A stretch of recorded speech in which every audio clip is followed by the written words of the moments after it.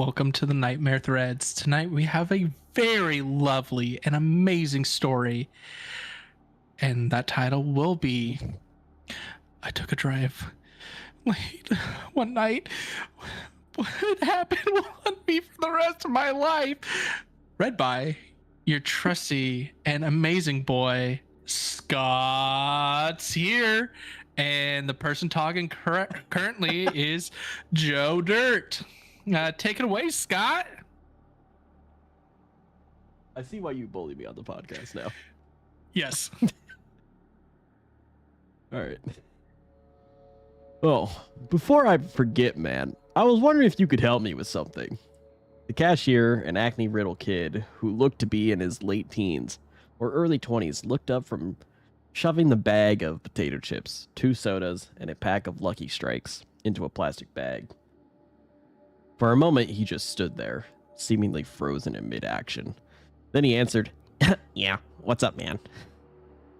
I let out a barely perceptible sigh. I'd been half afraid that I would be told to take a long walk off a short pier, to put it politely. Feeling relieved, I reached into my back pocket for what was there. You see, I seem to have, sort of gotten lost out here. I decided to take a late night drive and ended up getting turned around on all of these 2-lane back roads. I unfolded the map and set it on the counter so he and I could both see it before continuing. So I was hoping you could point out on here roughly where we are, and more importantly, the way to get back to the main road. There was another long stretch of silence, and then the kid began to laugh, softly at first and then louder. "Dude, a paper map." He managed out between wheezes. "Are you for real? What year do you think this is? 1993? For my part, I simply let out a resigned sigh. I had a bad feeling I would be getting this sort of reaction from someone his age, and it looked like I'd been proven correct. Can't say I didn't see it coming. He wiped tears from the corners of his eyes and looked at me. "Seriously, bro, don't you have GPS in your car or something?" he asked. Immediately, I hooked a thumb over my shoulder, pointing out the glass entry door at the beige sedan sitting at the gas pumps. "Not in a Honda Accord from 1979, I replied simply. As he looked behind me at the out the door, I could see he wanted to make another quip. Probably something about how I should buy a newer car or something. Thankfully, though, he kept it to himself. Instead, he leaned over the map and, still chuckling softly to himself, began looking at it. A few moments later, he snapped his fingers. "Ha! I still got it," he said proudly, then pushed his fingers down near the middle of the map and looked up at me. "We're right about here, roughly 6 or 7 miles outside Placer." I leaned over the counter to see as he drew his finger away. "Here?" He nodded, and I pulled out a pen out of my pocket, circling the area as a reminder. Once I left, then I examined the map further. "Okay, so it seems I could take more than a few roads to get back to the Interstate 5, right?"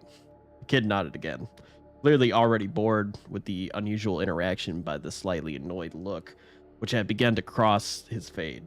"Sure," he said, simply, then placed my bagged items on top of the map. "That'll be $14.50 for this and $28.50 for the gas."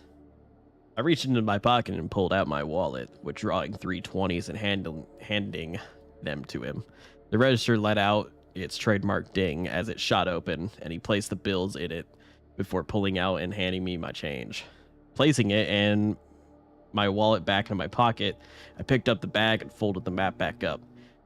"Thanks for the help," I said as I turned to head out the door. "Yeah, no problem," I heard him mutter at me as I crossed to the front door and pushed it open. A small bell hung from the inside handle, jangled as I stepped outside and let the door swing shut behind me.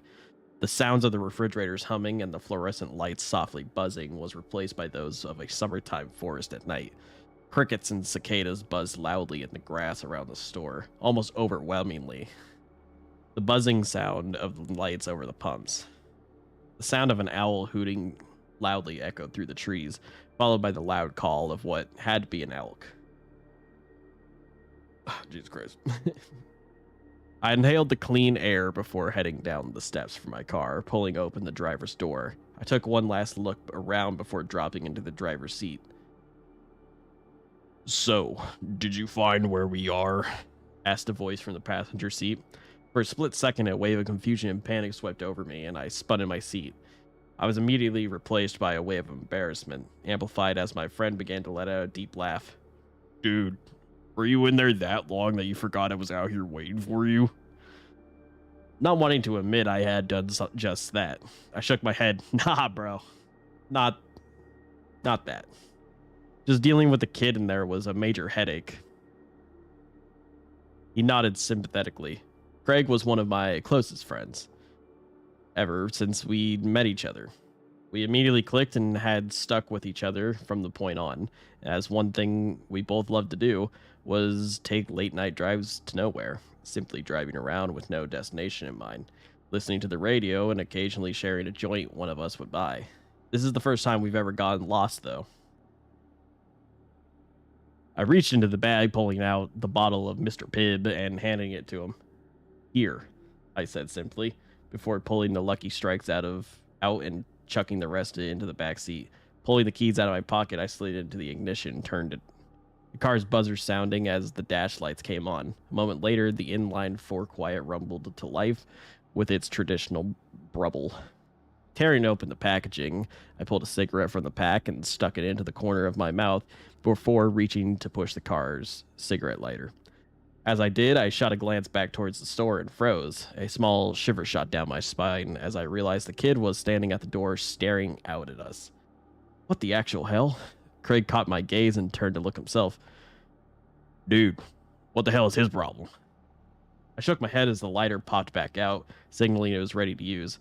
I pushed the glowing red coil against the tip of the smoke for a moment until it was lit, then placed it back in its slot. I pulled it from my lips and exhaled a cloud of smoke before answering, feeling more than a bit unnerved. "I don't know, but honestly, man, that's more than a bit creepy." I shot one last glance. The kid hadn't even blinked once. He was just staring with an off-putting intensity out the glass. "Come on, let's get out of here," Craig said, echoing the thoughts swimming through my mind. I put the car into first gear and eased off the clutch, the car beginning to roll forward. Out of the corner of my eye, I saw him turn and shoot the bird at the kid as we slid out from under the lights into the dark. "Prick," I heard him mumble. I turned the car left and began heading back the way we came. Well, the good thing is, yeah, I did find out where we are. I pulled the map from my pocket and handed it to my friend. I heard him fumbling for a bit, and then a small flashlight clicked on as he aimed it at the map. "Dude, how did we make it almost as far east as Placer?" he asked with a slightly astonished tone. "Longer drive than normal, I guess," I answered, rolling down my window to flick the ashes from the smoke out.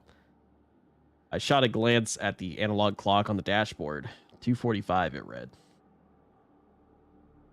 I let out a small sigh. Great Vanessa is likely worrying up a storm about us right now. Me especially, ever since we started dating 5 years ago. My girlfriend had always been rather apprehensive about my habit of taking long, late-night drives when I couldn't sleep. She always feared I'd get into an accident, either with another car, wrap my Honda around a tree, or hit an animal. Most of the time, I'd come home to find her sitting waiting for me, worry clearly etched into her beautiful sapphire eyes. I bit my lips slightly. "Hey, you think I should text Vanessa and let her know that we're okay?" I asked Craig. I heard him let out a snort. "Honestly, bro, no. I know the woman loves you to death, and I'm happy she cares so much, but she got to learn to know what you're doing. Plus, you two need your space. It's not healthy how much time you two spend together." I flicked the remnants of the cigarette out the window and let out a snore on my own. "Oh, being in love, dude. You should try it sometime," I joked, causing him to let out a laugh. "Nah, thanks. I enjoy being single too much." So true and based. Shaking my head, I stared out the windshield as the headlights guided our way. I felt a slight sense of unease creep up on me as I watched the two-lane road stretch out before us. The moon in the sky almost completely blocked by the trees over our heads. I hadn't seen another car on the road for 2 hours at least. Well, what'd you expect? Derek. You drove into the boonies. There's only ghost towns out here. Why don't you try driving all the way to Idaho next time? Shaking my thoughts away, I fumbled in the center console for a moment, before pulling out a mixtape. A bit of music would help me feel better. I pushed it into the car's cassette player and hit play. A moment later, the pounding bass and synths of Dance with the Dead's That House began blasting from the speakers. Craig let out a whoop of excitement. Dude, yes, that's the kind of tunes we need for a drive like this. He rolled down the passenger window, sticking his head out the window to whoop and holler into the night. I shook my head, unable to keep from grinning at his antics. Frickin' goofball. The playful mood helped settle my mind, and I felt myself relax into the seat, the tension flowing out of the window and flowing out of my body and out the window. For a few minutes there, that's how things went, the road stretching out ahead of us and then disappearing into the blackness behind us. The music blasting out from the radio and the soft roar of the engine in the background. Shot another look at the backlit clock. Now it read 5 minutes to 3. We should be at the highway in a minute. The thought released the last wisp of tension in my body, and I fumbled into the back seat for the bag. Catching it with the tips of my fingers, I pulled my bottle of soda from it, and holding the bottle to the steering wheel, cracked the cap. I lifted it into my lips and took a swig, taking my eyes off the road for a split second to tilt my head back. I looked back to the road. I nearly spit it out onto the windshield in a second. I had stopped looking. A figure had stepped out onto the road. Fucking hell! I shouted, jamming my feet onto the brake and clutch as hard as I could. The rear wheels of the car locked up, and the ear-piercing sound of squealing tires filled the cabin. To my horror, the tail end of the car began sliding out. Oh, hell, no, no, no, no, no! For a few seconds, the world around us became a blur of shapes and colors, and I feared at any moment we'd smash into a tree or begin rolling. Thankfully, the car finally came to a stop with a screech of protest from the suspensions. We were facing back the way we came.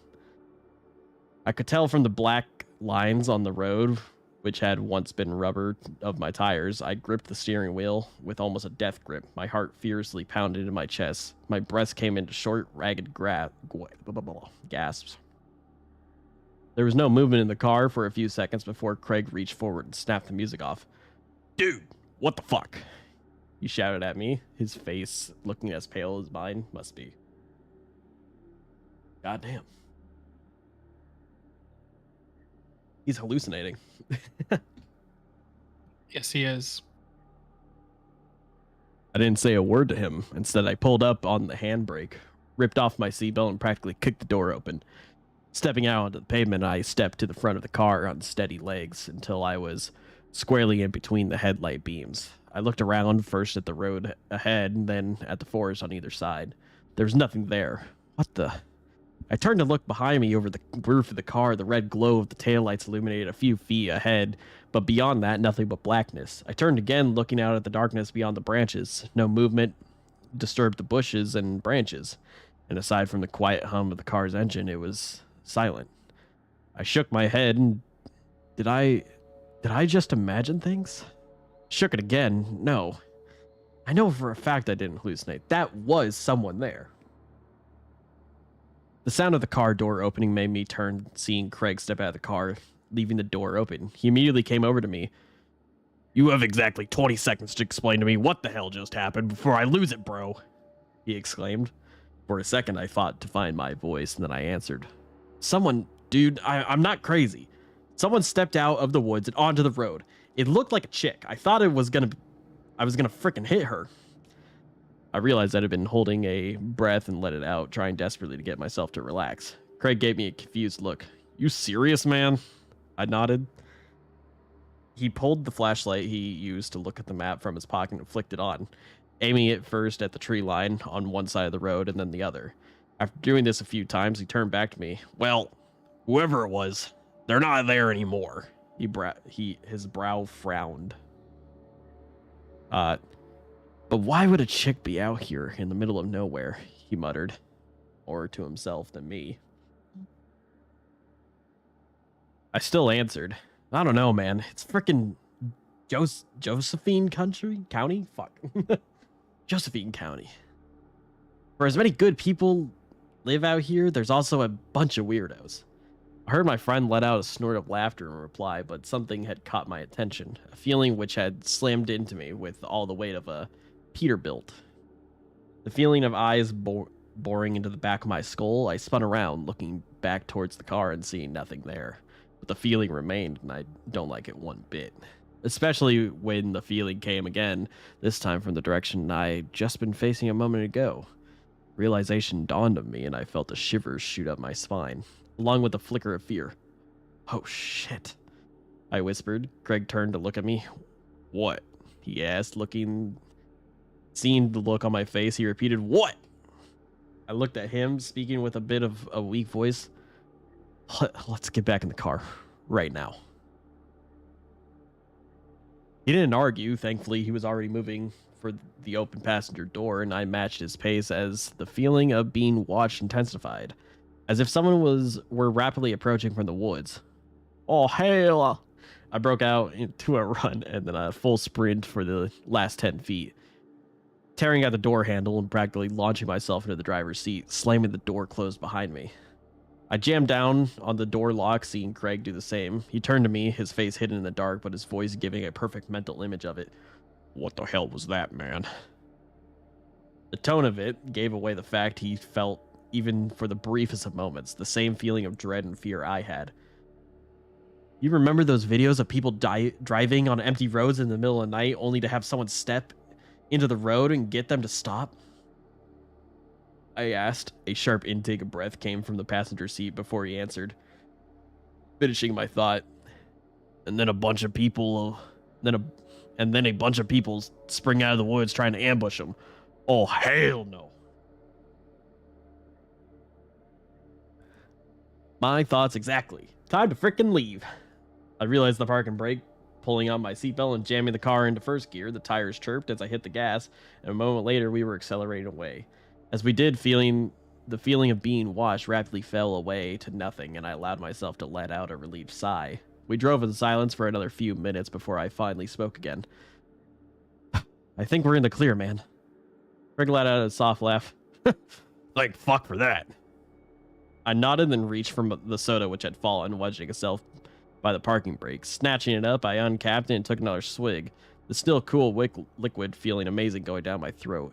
Recapping and dropping it behind me into the back seat, I let out a laugh of my own. "I don't mean to be a Debbie Downer, Craig, but I think after this, I may take a bit of a break from the late night drives for a bit.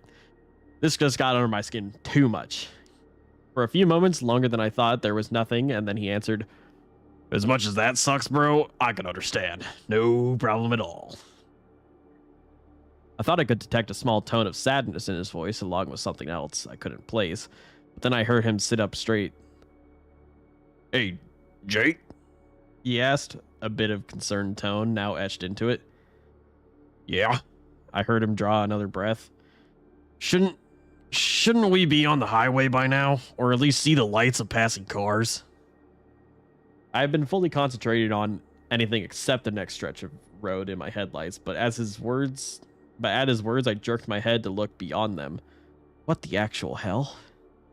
He was right. The lights of the cars and trucks flashing by on the freeway should be visible through the dark. I clearly remembered looking in my side view mirror as we turned onto the road from the highway, seeing the ever-present white-red glow zipping by both ways, as close as the same distance we were now. That wasn't the case anymore. All I could see in front of us was darkness. Darkness in the woods on either side of the road. For a moment, I lifted my foot off the accelerator, letting the car slow down a little, as my brain weird. He's got to be mistaken. Hell, I've got to be mistaken. Just haven't gotten close enough to the highway yet. You know these old roads, Derek. They often end up longer than the first look. Feeling somewhat relieved by the thought, I said it out loud to Craig. He nodded, but I could tell he wasn't completely convinced. And for that matter, as much as I repeated it mentally to myself, I couldn't completely convince myself either. It was as if seeing the woman stepped in the road had shaken me more than I first thought. Pushing back down on the gas, I shifted into fourth gear and watched the speedometer flirt with 55 miles an hour. For a few minutes there, neither of us saw anything as we drove in silence, and then Craig let out a cry. "There! A light!"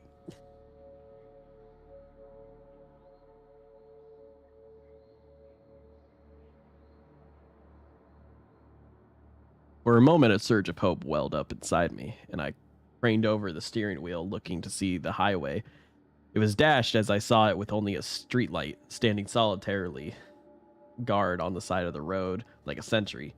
Beneath it stood an old, worn sign which seemed to have been shot at many times with both BB pellets and actual bullets.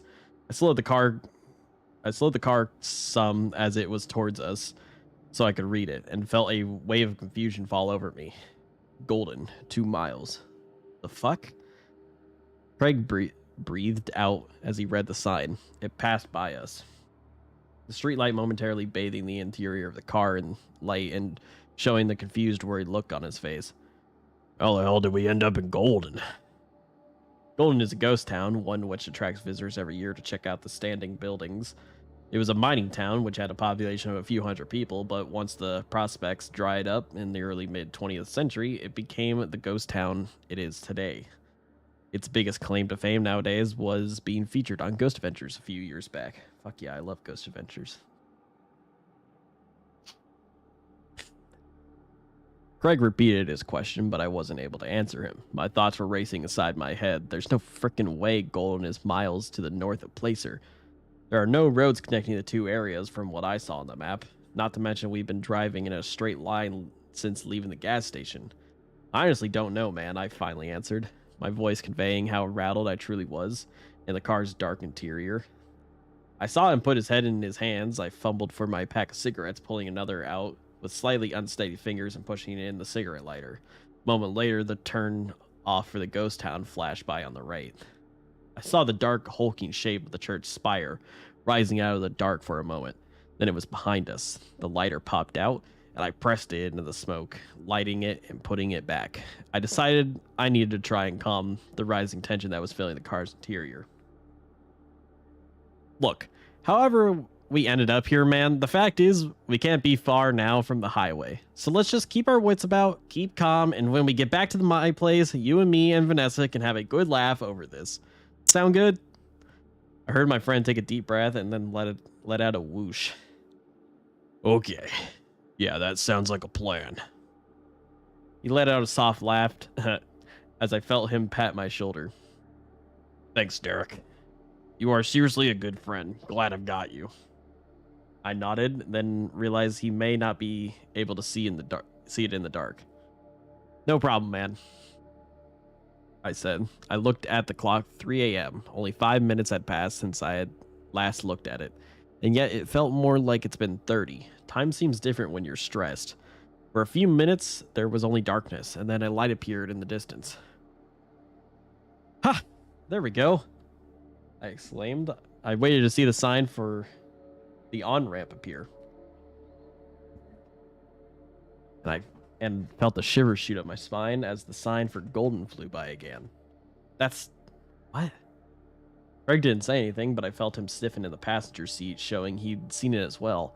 As the street light and sign disappeared behind us, a feeling began to creep up on me. Another shiver shot up my spine as I realized that it was the same feeling I had when we gotten out of the car. The feeling of eyes on me. My eyes shifted to the blur of the trees on either side of the car, but I saw no one out there. The turn off for the ghost town approached again. I heard Craig let out another deep breath. Derek, pull over, please, he said simply. His voice was shaking. As much as I didn't want to stop, I did as he asked, pulling over just before the turnoff. He ripped his seatbelt off, shoving the door open and stepping out. I watched him stride to the front of the car and stand there for a minute. He seemed to start shaking a bit, and I realized just how much this is getting to him. I unbuckled my seatbelt and reached for the door handle, and when I glanced at the clock and froze, the clock was still showing 3 a.m. The hands hadn't moved at all. A feeling of shock washed over me like a wave as I tapped it with my fingers to see if it was merely stuck, but it refused to begin moving again.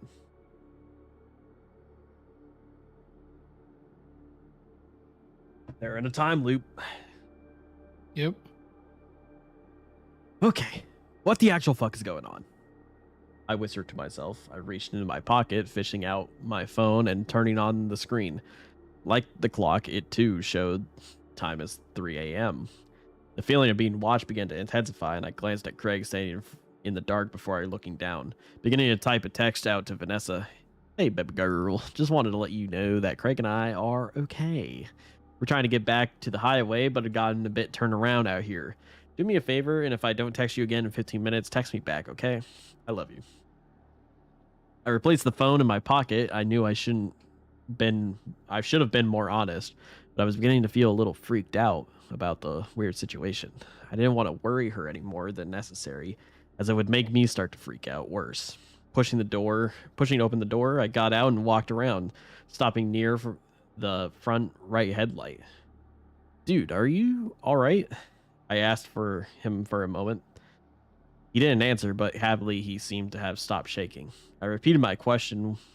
When he didn't answer my second and third calls, I began to feel a new sensation creep up on me, a potent mixture of dread and fear. Craig? Dude, you're creeping me out. The fuck? You're creeping me the fuck out. Please say something. Finally turned to look at me, and in a semi-glow of the headlights, I saw his face had gone a bit pale. He raised his finger and pointed, saying only a single word. Look. My eyes followed where he had gestured, and I began to feel like someone had dumped a bucket of ice water over my head. The cigarette dangling from my lips fell from my mouth to the ground. Standing about 50 feet away, just inside the tree line, was a figure. It was drenched in gloom, but with a gasp. I realized it was the same woman who nearly caused me to wreck. Oh, fuck me sideways, man. I swallowed, finding my voice. We should run. We should get back in the car, Craig. He nodded almost immediately. I think you might be right, he answered, his voice wavering, not taking our eyes off the figure, and we slowly backed up until we reached our respective doors and climbed in. I didn't even bother pulling my seatbelt on. I just jammed the gear shifter into first and floored it. Dirt and gravel kicked out behind us, and the car shot forward onto the road. This time I didn't let up on the gas. I kept my foot hard down, the engine beginning to roar as I shifted into third and fourth. The speedometer reached 60 as I shifted into fifth gear. The feeling of being watched intensifying with each passing second. I prayed that I would see something, anything ahead of us. An intersection, a house, a freaking out of use payphone, for fuck's sake. And then my blood turned to ice as a light appeared ahead of us, the exact same one as before. Signed underneath, my eyes flickered to the clock, and terror shot through me as I saw it still frozen at the same time. This isn't good, bro, Craig said. Oh, that was Craig. Whatever. From the passenger seat, I agreed with him, but didn't say it out loud. I kept my foot to the floor, the speedometer now hitting 80. The turnoff appeared, and I saw made me want to scream. The woman had gotten closer to the road. She wasn't alone anymore, but behind her, I saw others. The outlines of other people, dozens, possibly more. They all stood facing the road, watching us fly by, and they disappeared in a rear view mirror. Fuck! I breathed out as a light and sign flashed by yet again. This time, the mass of people had gotten even closer to the road. The woman stood in front of them all, and for a split second, the headlights illuminated her. Another flash of ice shot through my veins as I saw the river of blood pouring down the front of her nightgown. One that looked to be decades old. What the hell did we do? Greg asked me, his voice unsteady, yet filled with fear, the same I felt. I just shook my head. I don't know, man, is all I could say. The streetlight began to appear again when I felt my phone vibrate in my pocket, causing me to nearly slam on the brakes in surprise. I fumbled in my pocket for it, seeing Craig look over to me. I texted Vanessa when we stopped, told her to reply back in a few minutes. Now I think I'm going to tell her to call the cops or something. He didn't reply, instead turning to look out the windshield of the approaching light. Flicking my eyes from the phone screen to the road and back, I forced myself to not look at the turn off as we zoomed past the light. I didn't want to see how close those ghost demons, whatever they were, had gotten onto the road, and I flipped my finger, pushing away the lock screen and tapping on the messenger icon as the light began to appear once more. Vanessa's message automatically opened, and for a moment of relief, like I had never felt, surged me at the small bit of normalcy I had in my grasp. I froze. I didn't even look up at the road. I couldn't. My eyes were locked on a single sentence, reading and rereading it. A wave of confusion passed over me. Enough, I spoke aloud. The fuck? Greg spoke up. What? What did she say? I didn't answer him. My mind was racing a million miles an hour trying to understand, but it was like I was hitting a mental wall. I tried to think of something else as another thought came to me. But again, the same block was coming to me as it did. A new wave of fear began to rise up in me. One for an entirely new reason than the terrifying loop flying by outside. The speedometer now showed we were doing 90, and then Craig spoke. Jesus. I'm hiccuping. I love every time you say "what the fuck." Yeah. Is old like when you're like your voice is starting to go out. What the fuck? I don't know, man. I feel like I'm doing the Derek's voice, I guess us, the writer, in the same voice as like the narration.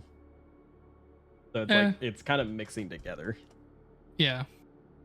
And then Craig's voice is just very deep. Mm-hmm. Can I ask you a question, man? Ice filled my every vein in my body, not as his question, but as at his voice. It was different. Gone was the fear and tension he had not even a minute ago. Now he just sounded flat. No, not flat. Couldn't tell why, but the way his tone was almost made me feel like he was smiling. Another shiver cascaded up my spine as I finally forced myself to answer, my mouth dry as cotton. What? He answered as we began to fly open under the streetlight. Are you scared? For whatever reason, the question made me turn to look at him, just as the light whizzed over us. For a split second, the car's interior became illuminated. My eyes locked with his. The light flew by, the turn-off appeared again, and for a moment my eyes flicked up to see that the woman was right next to the road, bathed completely in the headlights. I finally caught a glimpse of her face. And then I was screaming, my fingers tearing at the door handle as the car swerved to the right. I saw a tree flying towards the windshield. I didn't think I just forced the door open and leapt out. The ground rapidly flew up to meet me. Darkness. I woke up in a hospital room, a bandage covering my head and one arm in a sling. My chest felt like it was on fire, as well as the first thing I saw was Vanessa, who, upon seeing me, woke up, burst into tears, and wrapped her arms around me. A few moments later, the doctor came in. He told me that I was a lucky man. Apparently, I'd gotten away with only a gash in my head, requiring staples, severely bruised ribs, and a broken arm. Shocking for having dove out of a car at what appeared to be tremendous speed, he said, raising an eyebrow. Then he told me the police wanted to speak to me. He showed them, and 2 officers entered, asking me many questions. Told them exactly what had happened, well, except for 2 small details, anyways. They appeared to take my account seriously and promised to look into it. We've had some reports similar to yours, sir, one of them answered tentatively. Then they told me how I had been found. How a father and son who owned a gas station nearby had been out driving and had come across first my destroyed Honda, which had wrapped itself around a tree, and then lying unconscious in the grassy ditch. Me. They didn't say who they'd been, but I had a fair idea who they'd been. At least the son, anyways. That was a weird sentence. That night was 3 months ago. I've been at home resting and healing this entire time. It's given me plenty of time to think, plenty of time to process everything. I tried not to think about the night, about any of it. I feel like I'll go insane if I do, especially after the police told me they found nobody else at the scene of the wreck. Only the passenger door hanging open. But I've had to, after receiving an email from an unknown address, one claiming to be the son. The kid I saw in the gas station that night, he told me things that his father told him he'd seen for years, that he didn't believe at all until that night, when he looked out the door at my car. That's when he frantically called his father. As I type this out, I feel myself begin to violently shake, remembering the woman's face. Indeed, a ghost as it flashed in the headlights, the look of horror plastered there as she frantically waved at me to get my attention. The same look the others must have had, remembering turning to look at Craig as the light flickered over and seeing the smile on his face. a smile wider than any human beings could possibly be, filled with shark teeth as black eyes stared hungrily at me, the same shark-like smile the kid told me he had been flashed as I pulled away.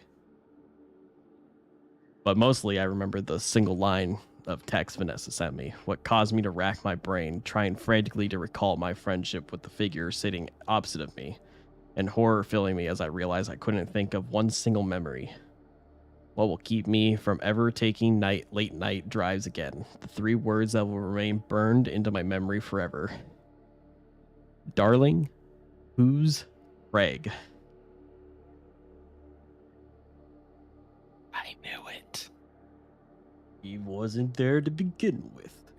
I thought he was schizophrenic the whole time. That's where my mind was going. I was like, Craig is not real.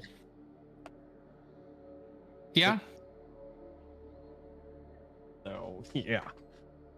Also, why in the world was the guy that? Why was the kid so worried about, like, at the very beginning? Like, why was the kid so worried about, like, not Craig, the main guy? Yeah, good question. Honestly, also, why the fuck were they drinking Mr. Pibb? Yeah, who the fuck drinks Mr. Pibb, bro? Get an actual Dr. Pepper. The moment you said Mr. Pibb is the moment I'm like, damn, I really want a Mr. Pibb though. no, Mr. Pibb. If you drink, I grew up on Mr. Pibb. I No. grew up and it was. no, I grew up drinking Mr. Pibb and it was really good. no, it was- Mr. Pibb, bad. Mr. Pibb's actually not that bad. I like how that's how we're taking the story. Dude, I was like, okay, well, first of all, why is he driving a 90 or a 79 Civic? Yeah, Because why not? why? Well, not even why not, why? I mean, Hey, drive a man. 90s Civic or an early 2000s one, but not a fucking 79. Well, he's not driving it anymore. It's fucking crashed. Well, yeah. I don't know. It was just like, also like, why was he using a paper map? Why doesn't he have a phone? He's stuck in the time loop. Probably.